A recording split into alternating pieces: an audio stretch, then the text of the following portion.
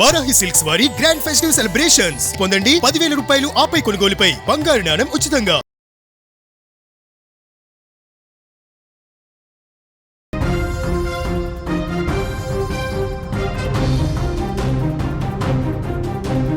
Breaking news చూస్తున్నాం. బంగ్లాదేశ్ లో హిందూ మహిళపై అత్యాచారం. వితంతువును చెట్టుకు కట్టేసి జుట్టు కత్తిరించారు. బాధిత మహిళపై షాహీన్ హసన్ పైశాచికత్వం చూపించారు. అత్యాచారాన్ని వీడియో తీసి సోషల్ మీడియాలో పోస్ట్ చేశారు.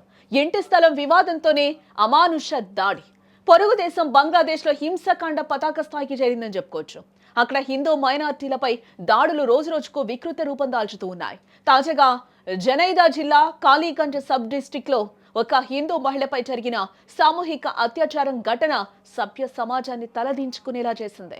భూ వివాదం సాకుతో మొదలైన వేధింపులు చివరకు అత్యాచారానికి, అమానవీయ హింసకు దారితీశాయి. ఇక్కడ బంగ్లాదేశ్లోని కాళీగంజ్ మున్సిపాలిటీకి చెందిన ఒక 40 ఏళ్ల హిందూ మహిళ గత 2 ఏళ్ల క్రితం షాహీన్ అనే వ్యక్తి నుంచి ఇల్లు, భూమి కొనుగోలు చేసింది. అయితే అప్పటి నుంచి షాహీన్ ఆమెపై కన్నేసి వేధింపులకు గురి చేయడం ప్రారంభించాడు. శనివారం సాయంత్రం బాధితురాలి ఇంటికి బంధువులు వచ్చిన సమయంలో షాహీన్ తన అనుచరుడు హసన్తో కలిసి ఆమెపై దాడి చేశాడు. ఒక్కసారిగా వారిద్దరూ కలిసి ఆమెపై సామూహిక అత్యాచారానికి పాల్పడ్డారు. అంతటితో ఆగకుండా 50,000 టాకాలు ఇవ్వాలని బెదిరించారు.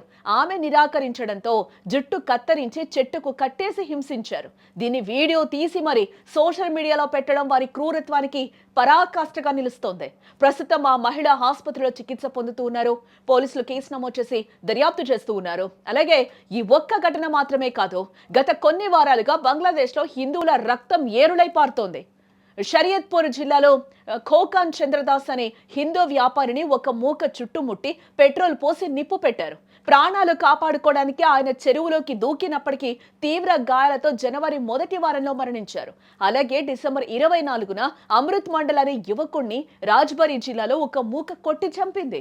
ప్రభుత్వం దీనిని సామాన్య నేరంగా చిత్రీకరించే ప్రయత్నం చేసినా క్షేత్రస్థాయిలో భయాందోళనలు స్పష్టంగా కనిపిస్తూ ఉన్నాయి.